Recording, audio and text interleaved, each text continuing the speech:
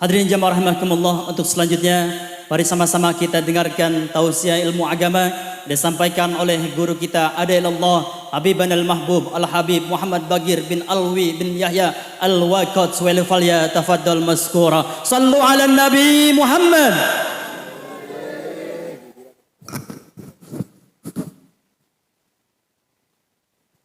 Bismillahirrahmanirrahim. Assalamualaikum warahmatullahi wabarakatuh.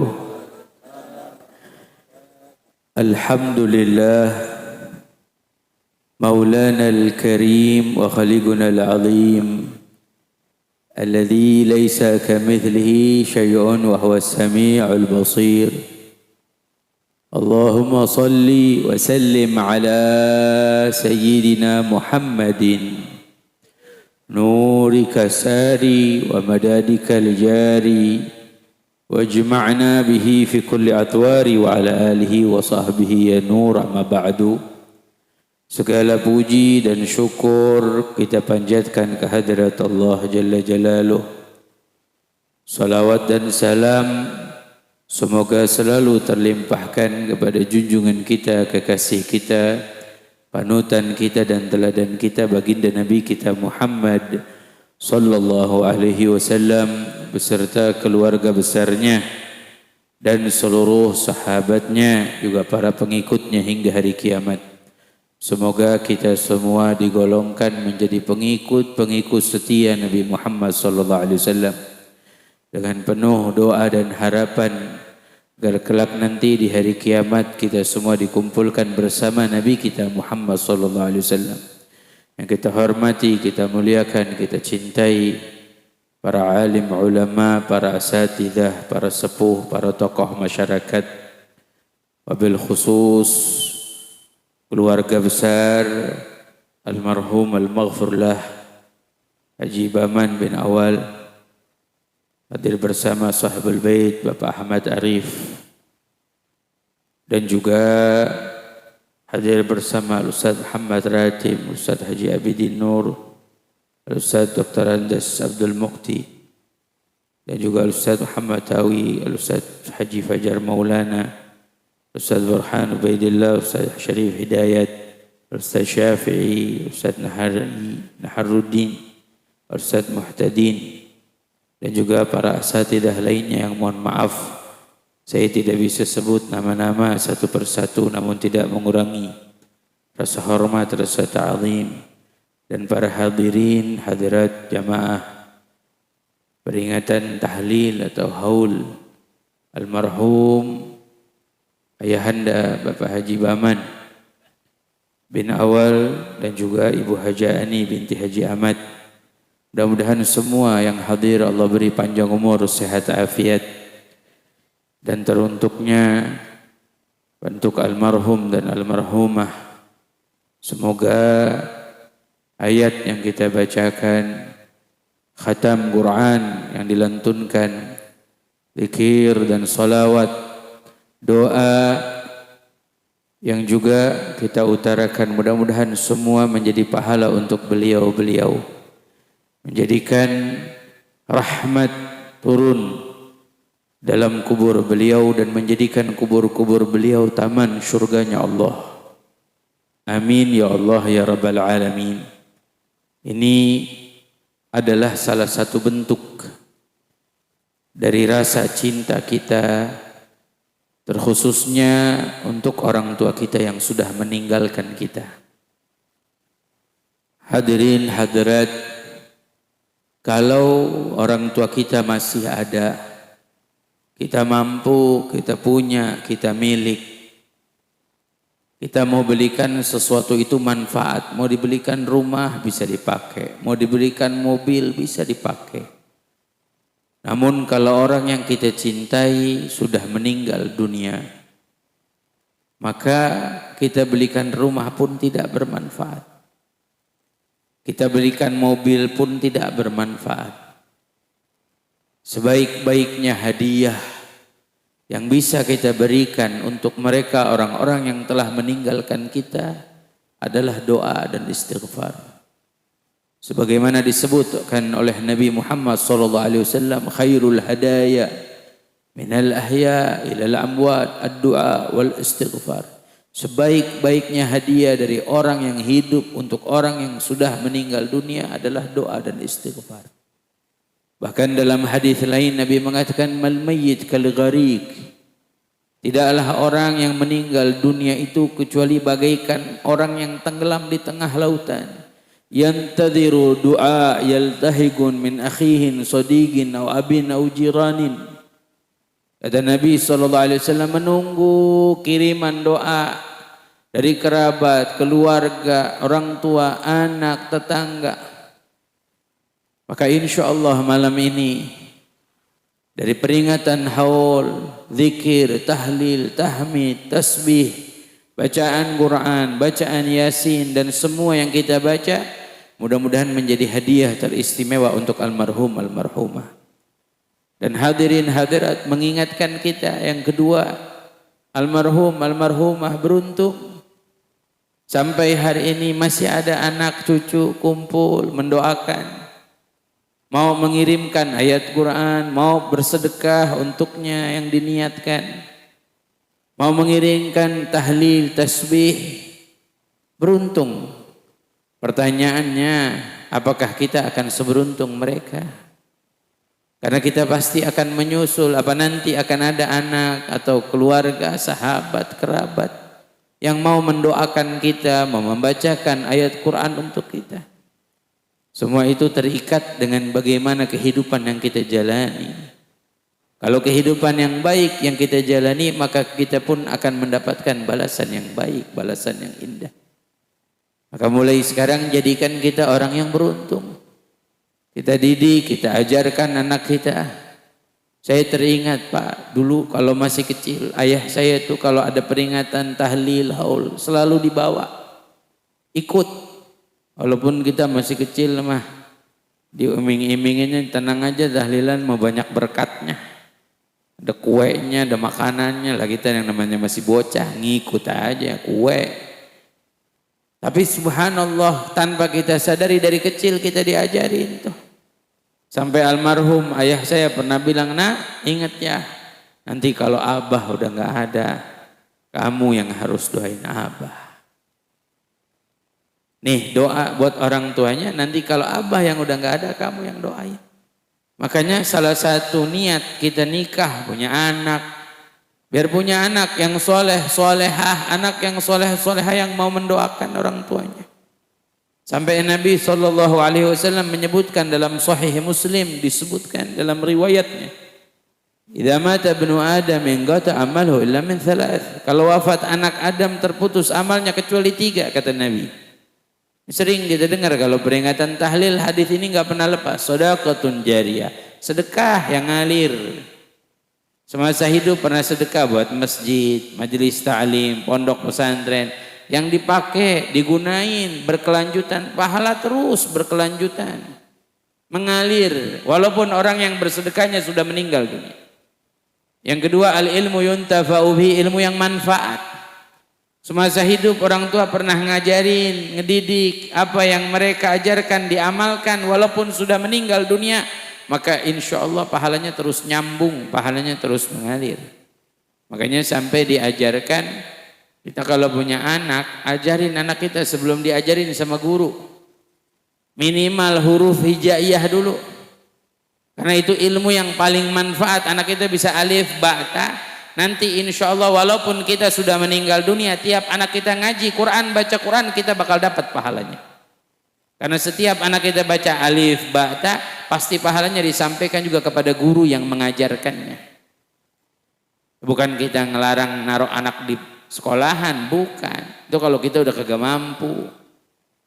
Didik dulu, ajarin dulu, bimbing dulu alif, ba, ta, huruf hijaiyah. Kalau kata orang tua kita dulu, huruf tulangnya diajarin dulu. Nanti urusan yang lainnya, tajwidnya, tahsinnya baru dah kasih guru. Intinya dulu yang paling utama.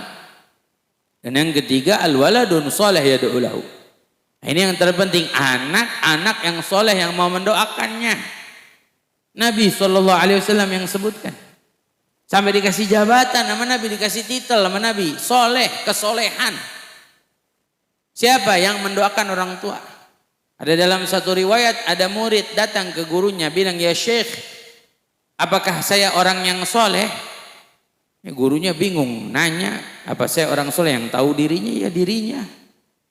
Tapi gurunya pintar jawab. Apa kata gurunya? "Selagi kamu masih mendoakan kedua orang tuamu, maka insya Allah kamu orang yang soleh." Karena Nabi yang mengatakan, "Al-waladun soleh yad'u lahu."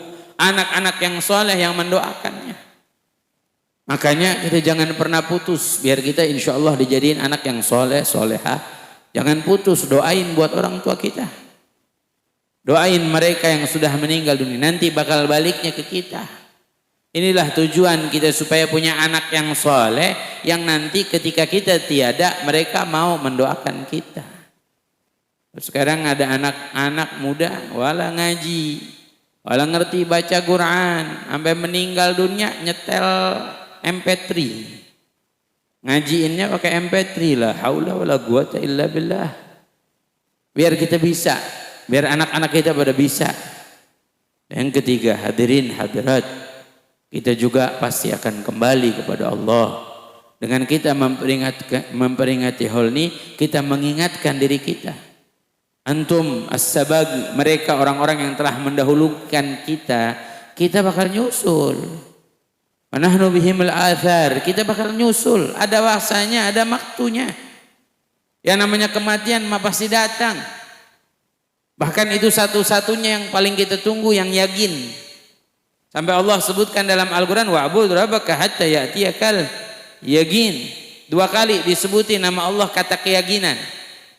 Yang pertama di dalam ayat wa'bud rabbaka hatta ya'tiyakal yakin. Sembahlah Allah sampai datang keyakinan. Ayat yang kedua, ma salakakum fis saqar. Qalu inna lam nakun minal musallin wa lam nakun nut'imul miskin. Wa kunna nakhudu ma'al khaidin wa kunna nukadzibu biyaumiddin hatta atana al-yaqin. Kata Allah Subhanahu wa taala dalam Al-Qur'an 2 kata yakin, yang artinya adalah yakin, keyakinan, kematian.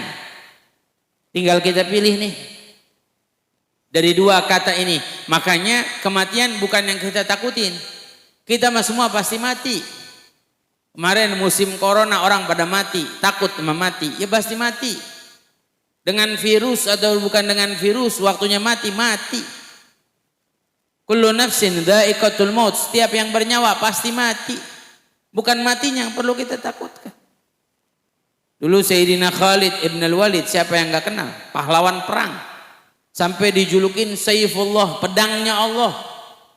Pedangnya Allah, siapa yang mampu matahin? Pedangnya Allah, siapa yang mampu matahin? Siapa yang mampu ngalahin?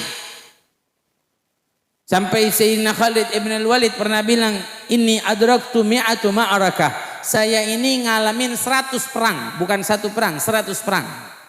Wa ini atamanna amutu syahidan. Saya kepengen mati syahid. Tapi dapat julukan dari Rasulullah, pedangnya Allah, siapa yang bisa matahin? Siapa yang bisa ngalahin? Meninggal dunia di atas tempat tidur, padahal 100 kali perang. Sampai waktu dimandiin jenazahnya, ada bekas 70 tusukan di dadanya. 70 bekas tusukan, nggak mati-mati. Anak muda sok-sokan tawuran, kena pisau kebeler mati. Banyak kan? Tuh. Ini luar biasa ya, kematian bukan di tangan kita manusia, di tangan Allah. Semua Allah yang ngatur. Sampai beliau pernah bilang dalam satu kutipan syairnya, "Inna ma'amud bisayfi falyamut bi ghairihi tanawwa'atil asbabu fal mautu wahidu." Saya kalau enggak mati karena pedang, saya mati karena yang lain. Tanawwa'atil asbab. Emang sebabnya mati macam-macam.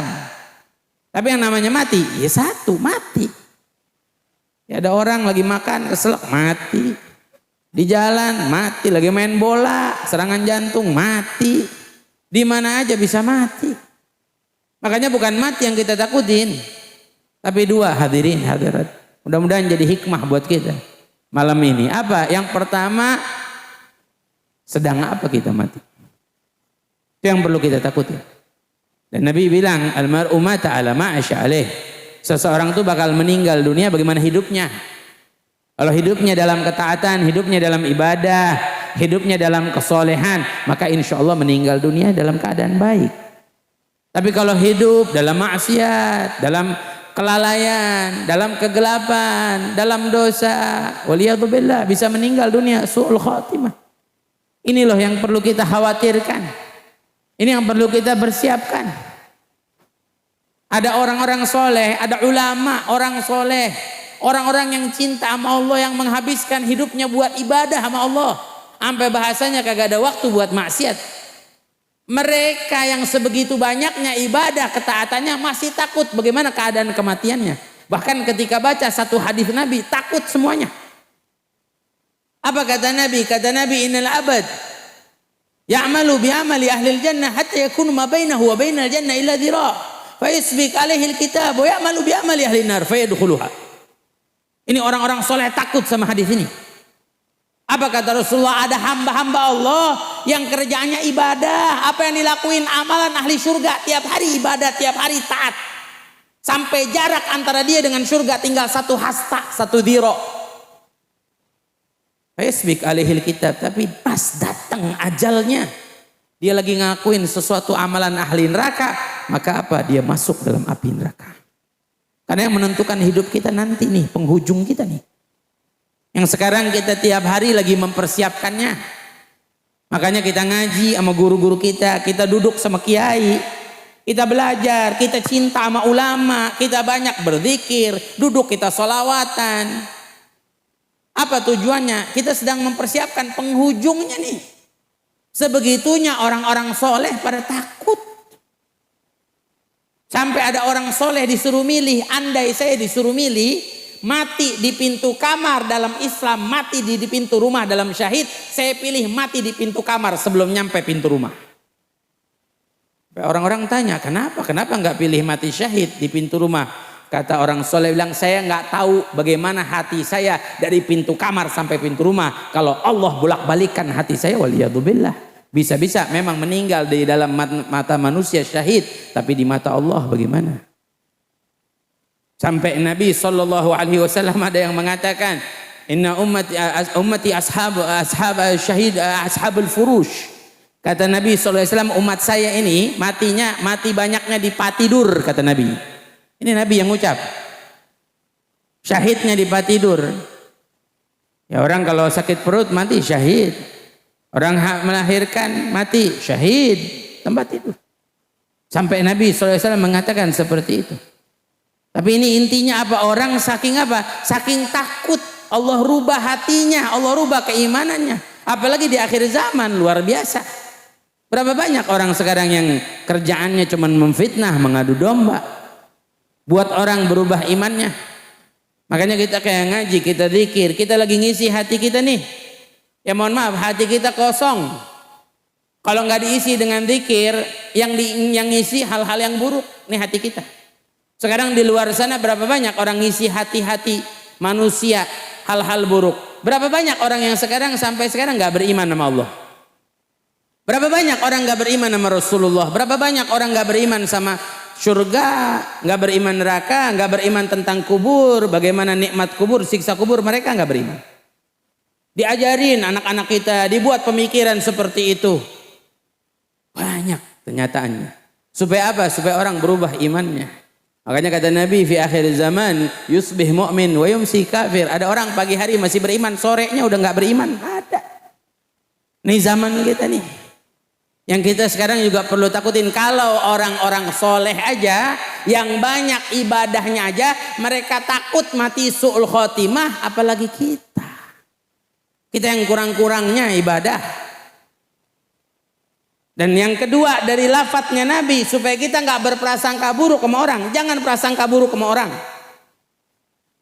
Kata Nabi, innal abad la ya'malu bi amali ahli nar hatta yakunu ma bainahu wa bainan nar illa dhira' fa yasbiq alaihi alkitab wa ya'malu bi amali ahli jannah fa yadkhuluha.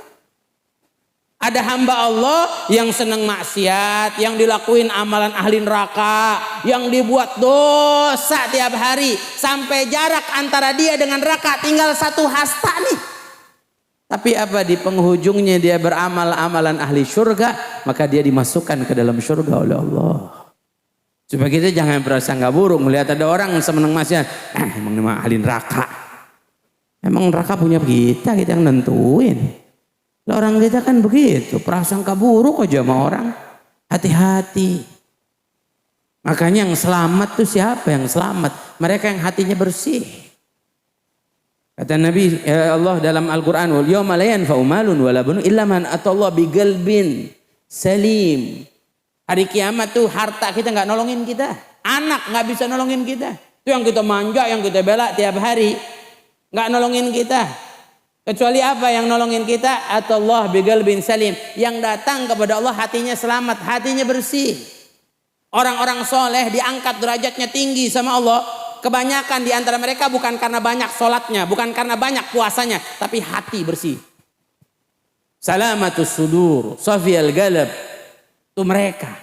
Oke, itu sekarang lihat orang perempuan pulang jam 1, kagak bener nih orang. Orang udah disuzonin aja kita. Ya Allah, begitu aja. Akhirnya hati kita kotor. Buruk hati kita, yang kita isi itu wadah hati isinya kotor. Makanya jangan sampai kita persiapin nih. Keadaan apa kita mati? Dulu ada satu cerita saya dapat dari guru saya. Ada seorang guru mursyid.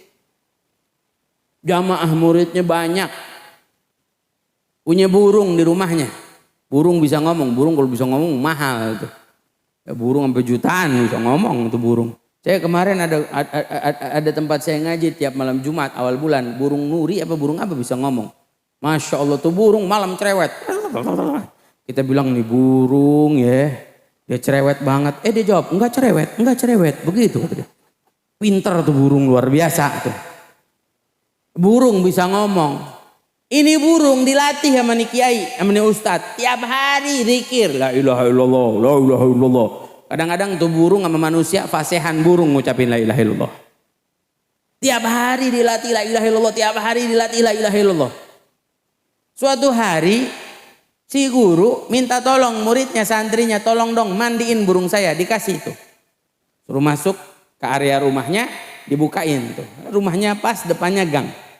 Jalan mobil lalu lalang. Si murid nggak sengaja si murid waktu mandiin ketelepasan tuh burung lompat dia terbang. Masih ada rantainya, terbangnya belum tinggi, keluar depan rumahnya ada mobil truk lewat ketabrak tuh burung mati. Pas mau mati tuh jatuh tuh burung, kiainya baru pulang lagi. Ngeliatin tuh burung.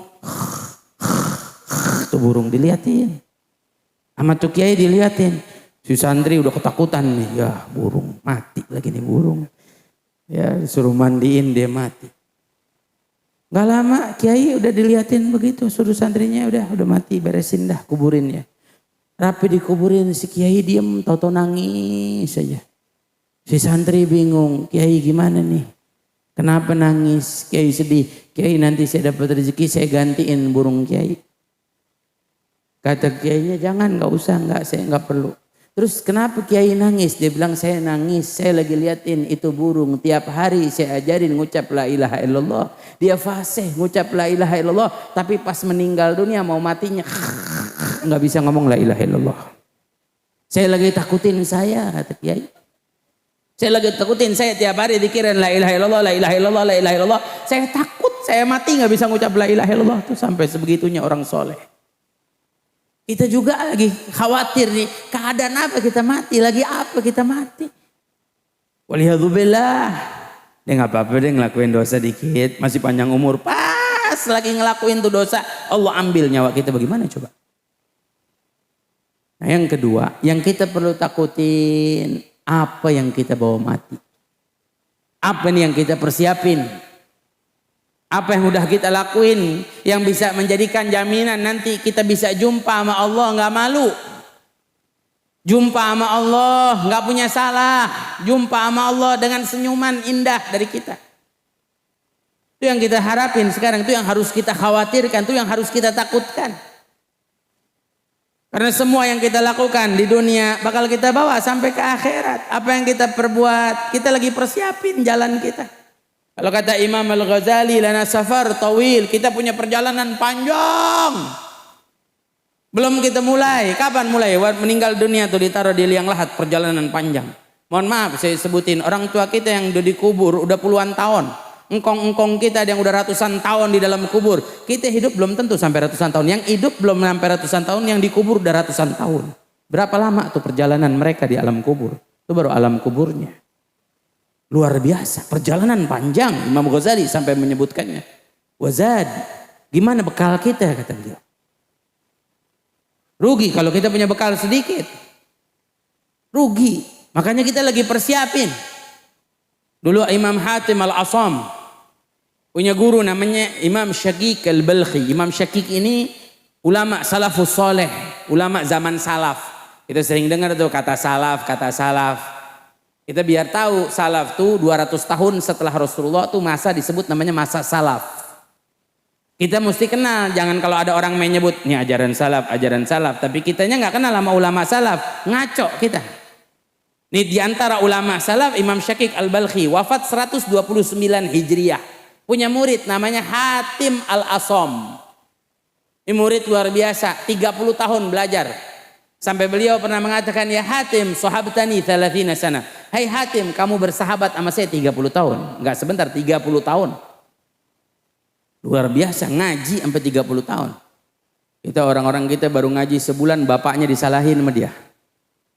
Baru ngaji seminggu, orang udah pada disalahin. Wah bid'ah, ini itu, wah udah. Ini lihat 30 tahun. Dulu Al-Habib Ahmad bin Zain Al-Habsyi belajar sama gurunya Imam Al-Haddad, pengarang Nashaihuddiniyah, 40 tahun. Jalan kaki. Dari mana jalan kaki? Ini dari sini kurang lebih ke Tanah Abang. Tiap hari jalan kaki. Cuman buat belajar ilmu. Tiap hari. 40 tahun. Makanya sampai dijulukin muridnya Imam Ahmad bin Zain Al-Habsyi Syafi'i zamanu, kayak Imam Syafi'i di zaman saking alimnya tuh. Luar biasa. Habib Umar bin Hud Al-Atas dulu ngaji sama gurunya Habib Abdullah bin Muhsin dari Celilitan sampai ke Bogor pakai sepeda ontel tahunan.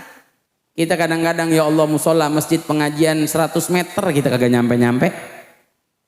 Tuh, malu kita sama orang-orang soleh lihat. 30 tahun katanya. Yang kedua tawadhu. Tawadhunya lihat sama murid nggak ngomong kamu ngaji sama saya, kamu belajar sama saya, enggak, kamu bersahabat sama saya. Ditanya apa yang kamu dapetin? Kata Imam Hatim, saya dapetin ada beberapa perkara. Ini disebutin di antara satu. Kata beliau begini, saya lihat hampir semua manusia itu punya kekasih.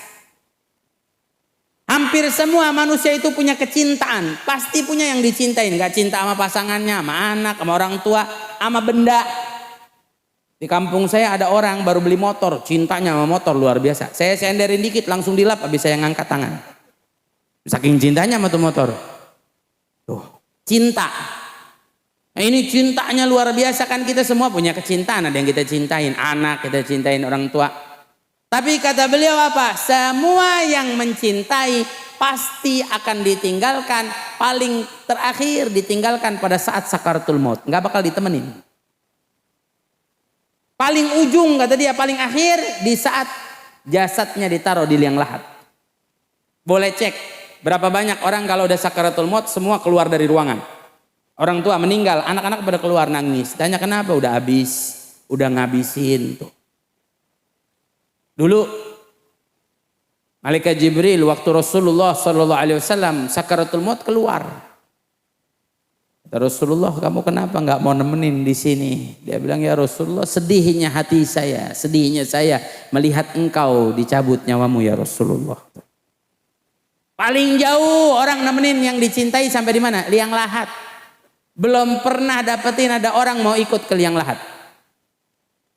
Belum pernah. Yang kita cintai nih, boleh tanya. Bapak nih pulang tanya sama istri, istri paling disayang. Tanya dah, mah sayang nggak? Sayang banget. Pasti jawabnya gitu. Beneran sayang? Ya. Kira-kira kalau saya meninggal mau nggak ngikut di kuburan bareng? Sayang jawab, kagak mau. Nggak ada yang mau. Siapa? Boleh tanya. Anak kita yang kita sayang, yang kita bela, yang kita manja, apaan aja maunya kita kasih. Tanyain. Pasti jawabannya nggak mau. Semua yang kita cintai akan meninggalkan kita. Baju kita ninggalin kita. Ya mohon maaf, kita meninggal dunia udah disobek baju kita. Nama kita pertama diambil sama Allah. Meninggal dunia kadang gak disebutin namanya. Siapa misalkan namanya Hasan. meninggal dunia nggak dipanggil, mana Hasan? Kagak, pasti ditanya jenazahnya mana, mayitnya mana, diambil namanya sama Allah. Apalagi yang punya titel dokter, insinyur, kagak bakal ngikut. Semua diambil sama Allah tuh. Apa yang kita bawa? Kacamata. Saya nih pakai kacamata, mati saya bawa kacamata, nggak bakal dibawa. Belum pernah lihat saya mayit pakai kacamata, keren banget. Handphone apalagi, semua nggak ada yang kita bawa. Sampai saya kemarin baru pulang dari Solo, ibu saya, adik saya, istrinya ngelahirin, gendong tuh ibu saya, gendong ponakan baru. Saya baru ketemu, baru pulang dari Solo. Nih Muhammad doain, saya gendong, pakai anak bayi kan masih pakai bedong doang tuh. Kata ibu saya, ini hakikatnya manusia, lahir telanjang, pulang telanjang. Apa yang dibawa? Apa? Ya mohon maaf, saya nggak pernah ketemu kain kafan pakai kantong, nggak pernah ketemu. Cari dah kain kafan ada kantong Doraemon, ya kagak ada. Nggak ada yang kita bawa, wala harta kita, wala apapun. Makanya kata Imam Hatim, saya nggak dapetin kekasih yang mau ikut ke dalam kubur, nggak ada. Dan kita dalam kubur sendirian. Dengan apa? Sempitnya kubur, sempit kubur. Ada orang bilang 1 meter kali 2 meter, saya ralat, itu lubangnya Pak. Kalau udah ditutupin papan badan kita, depan kita tanah, belakang kita papan, itu lebih kecil dari 1 meter kali 2 meter. Bukan hanya sempit, dihempit lagi. Al-Imam As-Suyuti dalam kitabnya Syarhis Sudur, beliau menyampaikan tuh banyak hadis-hadis Nabi. Di antaranya orang kalau di dalam kubur tuh bakal dihempit dalam kuburnya. La ahad yafur min dhammatil qabr, kata Rasulullah. Tidak ada satupun manusia yang bisa lari dari hempitnya kubur. Cuman bedanya kalau orang-orang beriman setelah dihempit diluaskan kuburnya. Tapi orang-orang kafir waliyadzubillah dihempit dan disiksa di dalam kuburnya. Bukan hanya itu, gelap kubur sendirian, siapa yang hibur kita?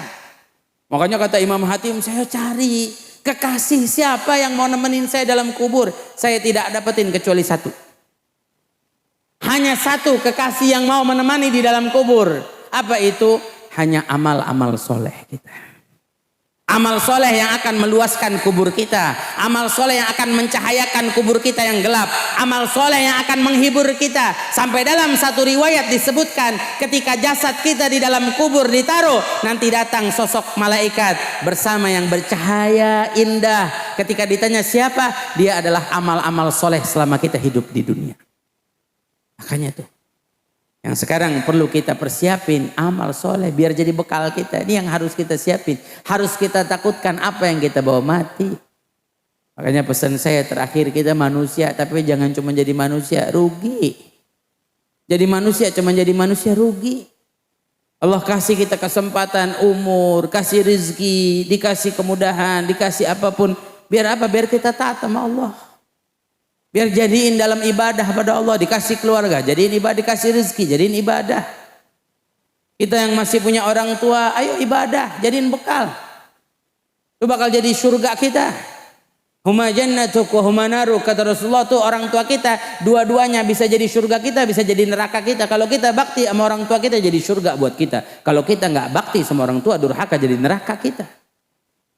Makanya hadirin yang masih punya orang tua, ayo bakti. Terus kalau orang tuanya udah meninggal dunia nggak bisa bakti dengan doa.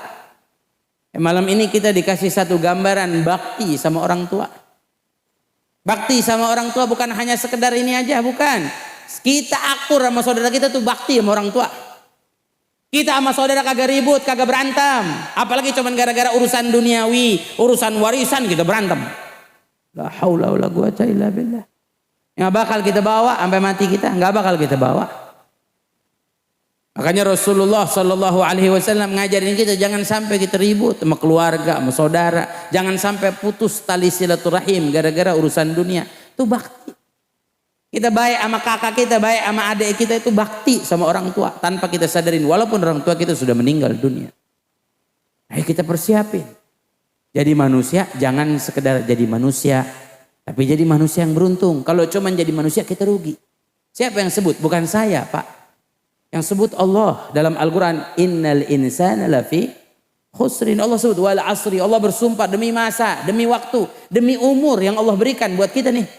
Yang umurnya nanti 60, 70, 80. Allah sampai bersumpah wal asri, demi masa. Innal insana lafi khusrin, sesungguhnya manusia dalam kerugian. Dipukul rata dulu semua rugi sama Allah. Jadi kalau kita paham makna ayatnya, dipukul rata dulu. Innal insana lafi khusrin, sesungguhnya manusia dalam kerugian. Rugi kalau kita cuma hidup yang kita pikirin dunia, tempat tinggal, kendaraan, makan. Apa yang kita pikirin tiap hari? Demi Allah, kalau ada orang yang tiap hari cuma mikirin besok makan apa, pakaian belum punya, oh saya belum punya kendaraan ini, oh saya belum punya rumah, oh saya belum punya ini, oh belum punya emas, belum punya perak, belum punya uang, belum punya ini, belum punya itu. Tiap hari kalau hanya ini yang kita renungkan, berarti harga nyawa kita murah di sisi Allah. Harga umur kita murah di sisi Allah. Karena Allah nggak ciptain kita, nggak ciptain umur, nggak ciptain nyawa kita buat dunia. Dunia yang diciptain buat kita, bukan kita buat dunia, bukan. Tapi yang harus kita pikirin adalah bagaimana ibadah kita, ketaatan kita. Tiap hari harus lebih baik. Tiap hari kita harus membangun kehidupan kita lebih baik. Nih supaya kita jadi manusia yang beruntung. Siapa mereka yang beruntung? Baru Allah sebutkan. Innal insana lafi khusrin illal ladzina amanu. Pertama yang beruntung orang yang beriman.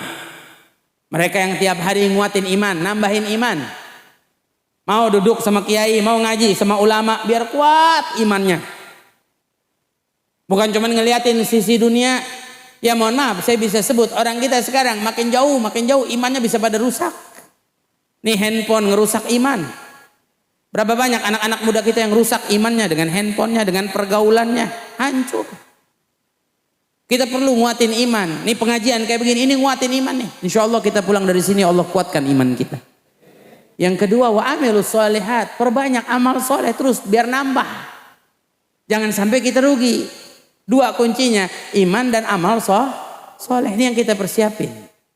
Biar pada saat akhirnya ketika malaikat Israel datang menjemput kita, dan kita dalam kuat iman dan dalam banyak amal soleh kita. Biar kita jadi orang-orang yang selamat dunia dan akhirat. Mudah-mudahan Allah selamatin kita semua dunia akhirat. Selamatin keluarga kita, istri kita, anak-anak kita. Selamatin tetangga kita, selamatin kaum muslimin, selamatin teman-teman kita semuanya. Biar Allah subhanahu wa ta'ala selamatkan dunia dan akhirat. Kita minta sama Allah khususnya untuk almarhum ayahanda Bapak Haji Baman bin Awal, Ibu Haji Ani binti Haji Ahmad. Mudah-mudahan Allah subhanahu wa ta'ala mengampuni segala kesalahannya. Dirahmati hidupnya oleh Allah, diangkat derajatnya tinggi di sisi Allah, dikumpulkan di surga bersama Rasulullah, jadikan kuburnya taman surganya Allah, mendapatkan syafaat Nabi kita Muhammad SAW. Dan kita minta sama Allah, kita semua yang diberi kesempatan Allah panjangin umur kita dalam sehat afiat. Keluarga besar Sahibul Bait dipanjangin umur sehat afiat dalam taat ibadah kepada Allah. Dan Allah, kita minta sama Allah, kalau saatnya, pada waktunya, kalau Allah matikan kita, biar kita semua mati husnul khatimah. Mati dalam keadaan yang indah. Mati dalam keadaan mengucapkan kalimat la ilaha illallah. Mutahaggigina bihaqqiha hisana ma'na zahiran wa batinan. Birahmatika ya arhamar rahimin ala hadhihi niyyah.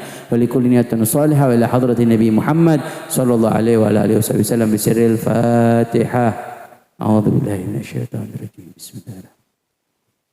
Ar-Rahmanir-Rahim, Maliki yaumiddin, iyyaka na'budu wa iyyaka nasta'in.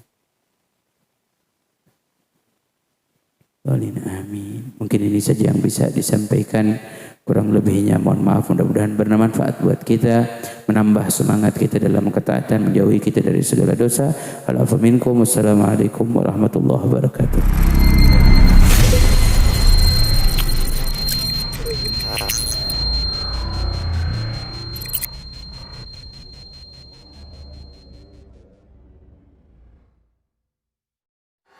Dengan siaran langsung YouTube channel live streaming Fadlan Sel. Jadi setelah acara nanti bisa ditonton kembali, dilihat kembali di YouTube channel Fadlan Sel, dan jangan lupa untuk like, komen, subscribe untuk membantu siar dakwah agama Allah Subhanahu wa taala.